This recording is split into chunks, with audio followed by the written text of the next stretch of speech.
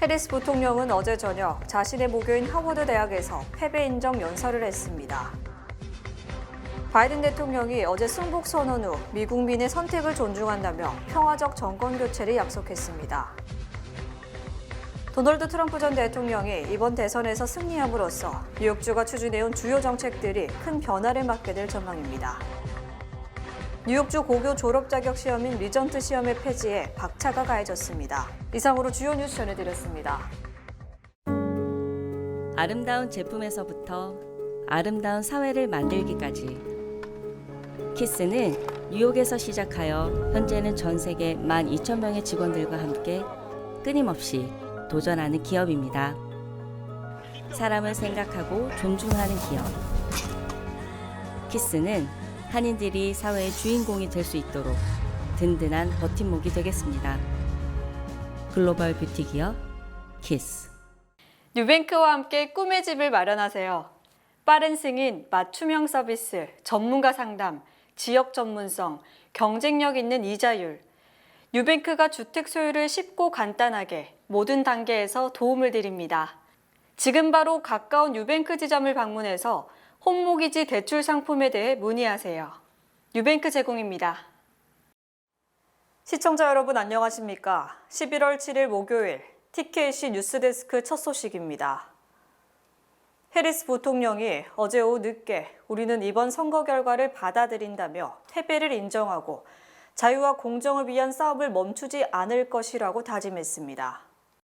해리스 부통령은 어제 오후 6시 자신의 모교인 하워드 대학에서 민주주의의 기본 원칙은 선거에 패했을 때 결과를 받아들이는 것이라며 트럼프 당선인에게 전화를 걸어 승리를 축하했고 평화적 정권 교체를 도울 것이라고 말했습니다.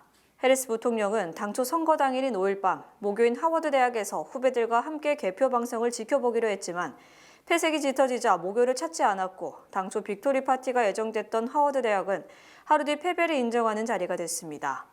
해리스 부통령은 우리가 원한 결과가 아니고 우리가 목표로 하고 싸워온 결과가 아니며 우리가 투표하면서 목표했던 결과가 아니다며 아쉬움을 표했지만 민주주의를 향한 여정을 계속할 것이라고 강조했습니다. 해리스 부통령은 자유와 기회, 공정과 존엄을 위한 싸움, 이 나라의 중심에서 이 나라가 꿈꾸는 것들을 위한 싸움, 미국을 대변하는 최고의 가치를 위한 싸움을 결코 포기하지 않을 것이라고 말했습니다. 해리스 부통령은 종종 싸움에는 시간이 걸리며 오랜 시간이 걸린다고 해서 우리가 이기지 못하는 것을 의미하는 것은 아니다. 무엇보다 중요한 것은 우리가 포기하지 않는 것이라고 밝혔습니다. 해리스 부통령은 충분히 어두워야 별을 볼 수 있다. 우리의 하늘을 낙관주의와 믿음, 진실, 봉사의 수십억 개의 별로 채우자며 격정적인 모습을 보이기도 했습니다. 해리스 부통령이 어젯밤 승복 선언을 한 데 이어 바이든 대통령이 오늘 오전 백악관에서 평화적 정권 교체를 약속하는 대국민 성명을 발표했습니다. 바이든 대통령은 오늘 오전 11시 25분 백악관 장대광장에서 7분 정도의 짧은 연설을 통해 미국민의 선택을 존중하며 평화적 정권 교체를 약속한다고 다짐했습니다. 바이든 대통령은 미국의 선거 시스템은 신뢰와 공정, 투명성이 충분히 검증된 것이며 이기고 지고를 떠나 이를 인정해야 한다. 우리는 선거 관계자에 대한 존중을 회복해야 하며 그들이 자신의 의무에 최선을 다했음을 인정해야 한다고 말했습니다. 특히 바이든 대통령은 당신이 원하는 것이 무엇이든지 간에 누구의 투표를 했던 간에 상대방을 적이 아닌 동료인 미국 국민으로 생각해야 하며 이제는 선거 열기를 가라앉혀야 한다며 국민 통합을 당부했습니다. 바이든 대통령은 나는 1월 20일 마지막 날까지 대통령으로서의 의무를 다할 것이며 임기가 끝나는 날 트럼프 대통령에게 평화적으로 정권을 이양할 것을 약속한다고 밝혔습니다. 바이든 대통령은 이제 임기가 74일 남았으며 매일매일 남은 날짜를 계산하고 있다며 분열된 미국의 통합과 발전을 위해 최선을 다할 것임을 다짐했습니다. 바이든 대통령은 어제 트럼프 전 대통령에게 승리를 축하하는 전화를 하고 취임 전 백악관으로 초청했으나 선거 이후 공식 선상에 나타난 것은 이번이 처음입니다. 바이든 대통령이 미국의 선거 시스템이 공정하고 신뢰할 만하다고 강조한 것은 2020년 대선에서 트럼프가 선거 결과에 불복했음을 상기시킨 것으로 풀이됩니다. 도널드 트럼프 전 대통령이 제47대 대선에서 승리함으로써 뉴욕시는 대대적 변화를 피할 수 없게 됐습니다. 메트로폴리탄 교통공사의 새로운 프로젝트와 공공교육은 축소되거나 사라질 위기에 처했고 불법 이민자 대응 방안에 있어서도 전반적인 변화가 불가피해 보입니다. 뉴욕시의 주요 공공교통수단 프로젝트는 트럼프가 대통령에 당선됨에 따라 운명의 안개 속으로 빠졌습니다. 트럼프 대통령은 첫 번째 임기 때 허드슨 리버 터널 건설, 게이트웨이 프로젝트 연방 자금 지원을 보류한 바 있습니다. 또한 트럼프 대통령은 자신이 2024년 대통령에 당선되면 교통 혼잡세를 폐지하겠다고 밝힌 터라 현재 MTA의 654억 달러 계획은 그 미래가 불분명한 상황에 처했습니다. 이민 문제에 있어선 트럼프 대통령은 불법 이민자에 대해 미국 역사상 최대 규모의 추방을 약속했습니다. 브래드 랜더 뉴욕시 감사원장이 발표한 보고서에 따르면 뉴욕시에는 47만 6천 명의 불법 이민자가 거주하는 것으로 추정되는데 트럼프 대통령은 이 많은 인구를 한꺼번에 추방시키기 위해선 반란죄 이름으로 미군을 국경에 배치하는 방법이나 1798년 발동했던 외국인 적대법을 발효시켜 불법 이민자들을 추방시킬 것으로 예상됩니다. 하지만 이 두 경우 모두 법적 충돌을 피할 수 없을 것으로 전망됩니다. 교육 측면에 있어선 연방교육부는 폐지되고 주정부의 권한이 이양될 것으로 보입니다. 뉴욕시는 상대적으로 다양한 문화전쟁이 펼쳐지는 장으로 LGBTQ 관련 이슈들이 포함된 교과서에 대한 갑론을박이 일곤 했습니다. 일부 활동가들은 학생들이 그들의 물리학적 성이 아닌 사회적 성 및 정체성에 맞는 스포츠를 할 수 있도록 시법을 바꿔야 한다고 주장하기도 했는데 트럼프가 당선됨에 따라 이런 움직임은 위축되고 보수 성향의 입법자들의 목소리가 더 커질 것으로 예상됩니다. 2028년부터 뉴욕주 고교 졸업 자격 시험인 리전트 시험이 졸업 여건에서 폐지될 전망입니다. 뉴욕주 교육국은 4일 열린 이사회 회의에서 리전트 위원회에 2028년 1월부터 리전트 시험을 졸업 여건에서 폐지할 것을 권고했습니다. 이에 따라 뉴욕주에서 160년 가까이 유지됐던 리전트 시험은 2027년 2028학년도 가을 신학기부터 폐지될 전망입니다. 이에 따라 2027년 고교에 입학하는 현재 6학년 학생들과 그의 모든 고교 재학생들은 리전트 시험 없이 새로운 졸업 여건에 따른 졸업 자격을 얻어야 합니다. 다만 주 교육국은 2027년 시행 예정된 이사회 투표 전까지 리전트 시험 요건 변경은 최종 확정되지 않는다고 밝혔습니다. 한편 그동안 뉴욕주 고교 졸업 자격을 얻기 위해서는 영어, 수학, 과학, 사회 과목과 추가 한 과목 등 5개 과목 리전트 시험에서 65점 이상을 받아야 했습니다. 주말부터 제한 군인의 날까지 이어지는 연휴 동안 뉴욕시 기온이 평년 11월 기온으로 떨어져 조금 쌀쌀할 것으로 전망됩니다. 국립기상청 브라이언 시엠네키 기상학자는 주말 동안 기온이 점차 떨어질 것으로 예상된다며 찬 공기가 오늘 뉴욕시 쪽으로 유입됐다고 밝혔습니다. 오는 주말에는 최고 기온이 화씨 50도 정도에 머무르며 제한 군인의 날인 11일에는 기온이 화씨 60도까지 다소 오를 것으로 예측됩니다. 차가워진 공기는 10일 저녁과 11일 아침 사이 비도 함께 동반할 것으로 보이는데 역대급 가뭄으로 몸살을 앓고 있는 날씨에 크게 영향을 주진 않을 정도라고 내다봤습니다. 비 소식은 제한군인의 날 퍼레이드가 있는 오후 12시 30분 전에 그칠 것으로 전망됩니다. 시엠네키 기상학자는 건조한 날씨와 선선한 기온은 다음 주까지 이어지며 다음 주 14, 15일에도 비 소식이 있을 수 있다고 덧붙였습니다. 론김 하원 의원이 뉴욕주 하원 40선거구 7선에 성공하는 쾌거를 이뤘습니다. 5일 치러진 뉴욕주 하원 40선거구 본선거에서 7선에 도전한 민주당 소속 론김 주 하원 의원은 12,582표를 기록해 필리방 공화당 후보를 큰 격차로 누르고 승리했습니다. 이로써 김 의원은 한인으로는 처음으로 뉴욕주 하원 의원 7선을 이루는 독보적인 기록을 세우게 됐습니다. 김 의원은 지역 주민을 위해 진실된 목소리를 내고자 노력한 결과 승리할 수 있었다며 이 역사적인 승리는 다양한 유권자들의 믿음 덕분이라고 당선 소감을 밝혔습니다. 대선에 따른 불확실성이 제거되면서 뉴욕 증시가 폭등하는 가운데 오늘 연준이 이틀간의 공개시장위원회 회의를 마치고 기준금리를 발표했습니다. 연준은 지난 9월 0.5%포인트 빅컷을 단행한 데 이어 오늘 대부분 경제 전문가들의 예상처럼 0.25%포인트 추가 인하했으며 공개시장의 위원 12명 전원의 만장일치로 인하 결정을 내렸습니다. 이에 따라 기준금리는 4.75%에서 5%에서 4.5%에서 4.75%로 하락했으며 한국과 미국의 금리 격차는 1.5%포인트로 다시 줄었습니다. 연준은 고용 안정과 인플레이션 완화라는 두 마리 토끼를 한꺼번에 잡기 위해 금리 인하를 단행했으며 현재 러프하게나마 두 가지 위험이 균형을 이루고 있다고 진단했습니다. 연준은 지난 9월에는 인플레이션이 2%를 향해 지속 가능하게 진전하고 있다는 데 대해 더 큰 확신을 가지고 있다고 밝혔으나 이번에는 더 큰 확신 대신에 진전을 이뤘다고만 설명했습니다. 연준은 또 올해 초부터 노동시장이 전반적으로 완화됐고 실업률은 상승했지만 여전히 낮은 수준이라고 분석하며 경제 전망은 여전히 불확실하다고 밝혔습니다. 연준은 다음 달 17일과 18일 올해 마지막 공개시장위원회 회의를 열며 현재 예상으로는 추가로 0.25%포인트를 더 인하할 것이라는 관측이 우세합니다. 한국 정부의 적극적 개입 등으로 원달러 환율이 약 5원가량 하락했지만 앞으로 환율은 적어도 1,400원 중반을 심리적 하한선으로 움직일 가능성이 커졌습니다. 연준의 비커스로 다소 주춤했던 달러화 강세는 트럼프 전 대통령 당선으로 다시 킹달러 시대로 돌입한 가운데 선거 다음 날 1,399원까지 치솟았던 원달러 환율은 한국 정부의 적극적 개입으로 1,395원으로 마감됐습니다. 서울 외환시장에서 현지 시간 7일 환율은 전날보다 약 2원 오른 1,401원 1전으로 개장한 뒤 1,400원대에서 공방을 벌이다 물가 상승, 재정 적자 등을 우려한 정부가 이틀째 강력하게 개입하면서 5원 하락하며 장을 마쳤습니다. 이에 대해 금융 전문가들은 원달러 환율이 올해 내에 1,420원까지 오를 수 있다고 전망했으며 특히 한국 정부가 환율 목표치가 없다고 발표, 1,400원대를 용인한 듯한 태도를 취해 최소 1,400원대를 하한선으로 움직일 것으로 전망됩니다. 일부 언론은 트럼프의 확장적 재정 정책, 반이민 기조 등이 물가 상승 요인으로 작용하면 연준의 금리 인하 속도가 느려지고 미국과 세계 각국의 금리 차가 커지기 때문에 미국으로 돈이 몰릴 수밖에 없고 달러화 가치가 상승한다고 분석했습니다.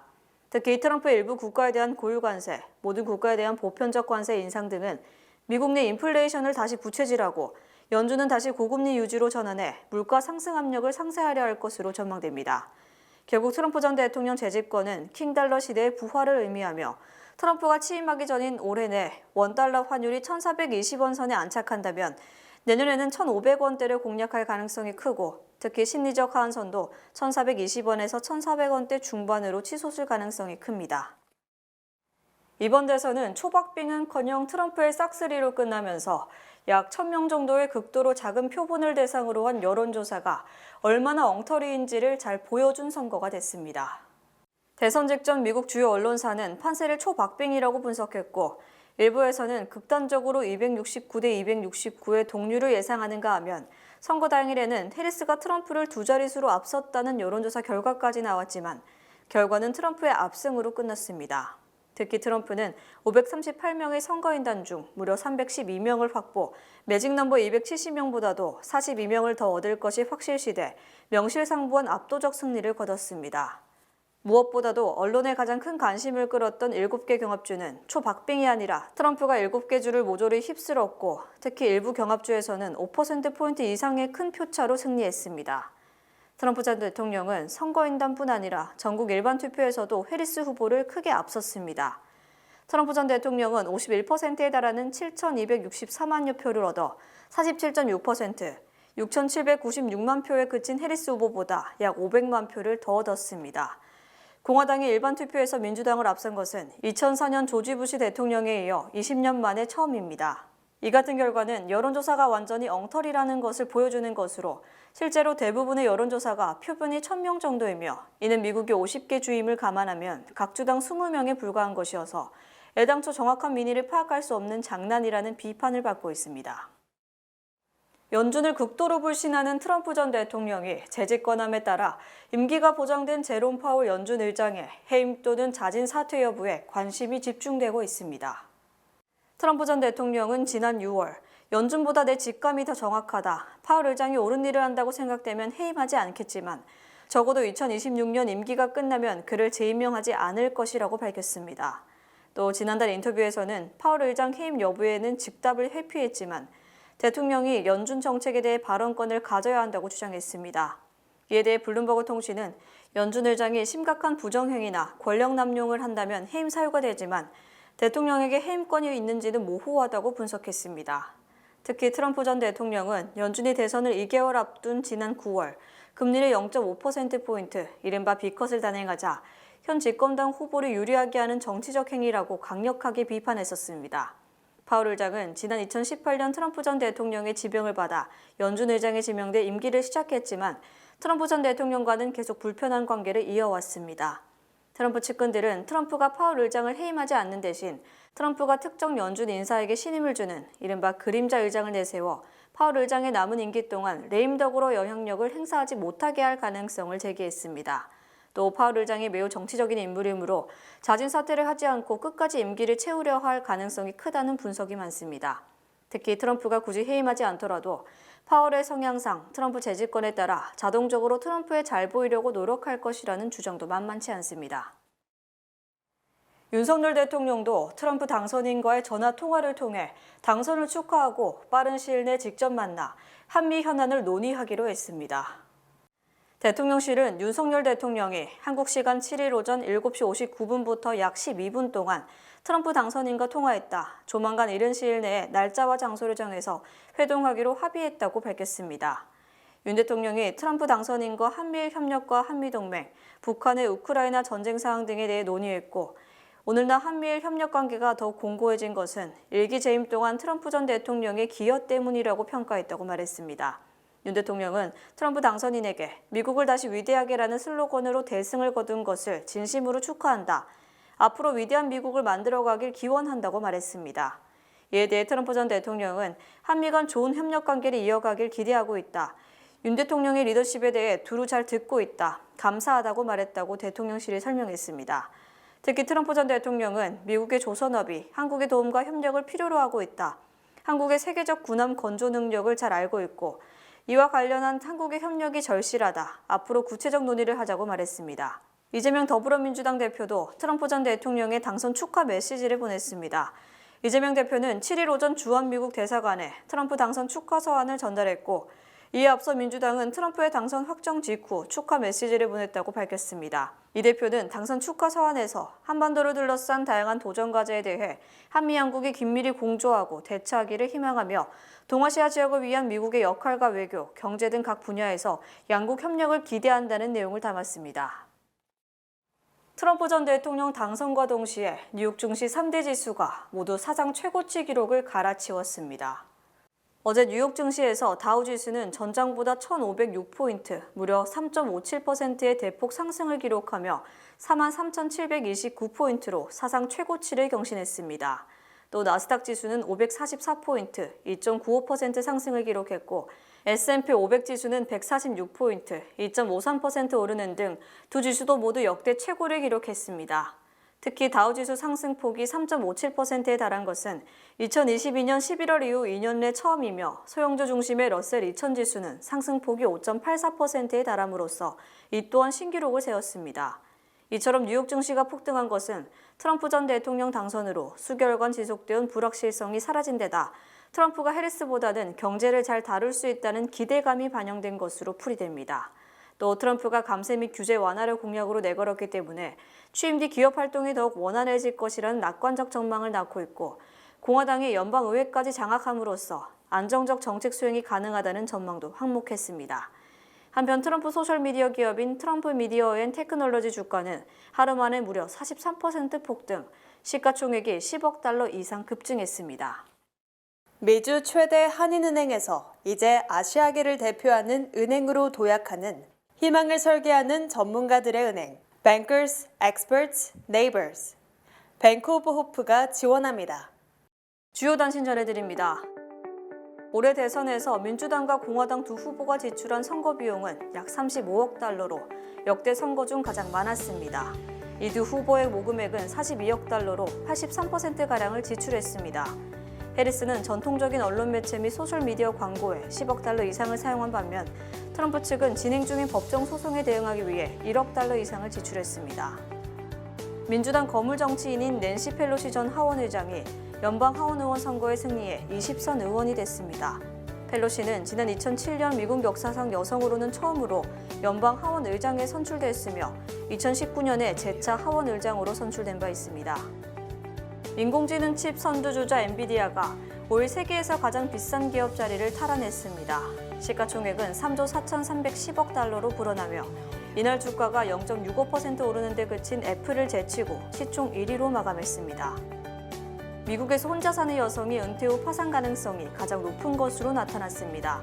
모닝스타 은퇴정책연구센터에 따르면 65세 은퇴한 미국인들의 45%는 사망 전 파산하게 되는데 혼자 사는 여성의 파산 확률은 65%로 가장 높았습니다. 유명 한인 러닝 인플루언서가 뉴욕시 마라톤에서 영구 퇴출됐습니다. 텍사스 오스틴 출신 매튜 최는 지난 3일 열린 뉴욕 마라톤에서 실격 처리됐습니다. 뉴욕 로드 러너스는 허가받지 않은 두 사람이 전기 자전거를 타며 촬영해 다른 주자들을 방해했다며 향후 마라톤 대회 출전도 영구 금지한다고 밝혔습니다. 소셜미디어 스레드가 월간 활성 이용자 수가 2억 7,500만 명을 돌파하며 작년 대비 175% 증가했다고 밝혔습니다. 스레드 이용자가 늘어나면서 약 3억 1천만 명의 이용자를 지닌 X와의 격차가 좁혀졌습니다. 한국 최대 라면 업체 농심이 대한항공 기내식 전용 신라면 에어를 출시합니다. 다만 최근 항공업계의 난기류가 잦아지면서 대한항공은 지난 8월부터 장거리 노선에서 제공하던 일반석 컵라면 제공을 중단했습니다. 이에 따라 신라면 에어는 대한항공 퍼스트석과 비즈니스석에서만 이용 가능합니다. 연말여행 시즌을 맞아 구글 플라이트가 사용자들이 가장 저렴한 항공권을 찾을 수 있도록 돕는 새로운 기능을 선보입니다. 이번 업데이트에는 치피스트라는 새로운 탭이 추가돼 다양한 저가 항공편 옵션을 제공할 예정입니다. 날씨 전해드립니다. 금요일인 내일은 화창하겠습니다. 낮 최고 기온은 68도, 최저 기온은 43도입니다. 해 뜨는 시간은 6시 35분, 해 지는 시간은 4시 43분입니다. 이상으로 주간 날씨와 세계 날씨 전해드립니다.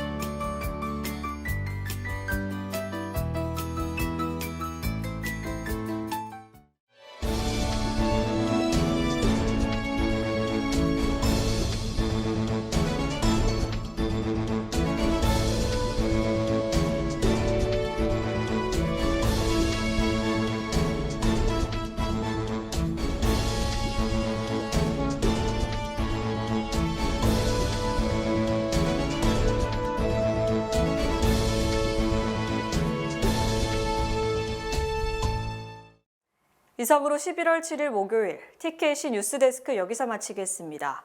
시청해주신 여러분 고맙습니다.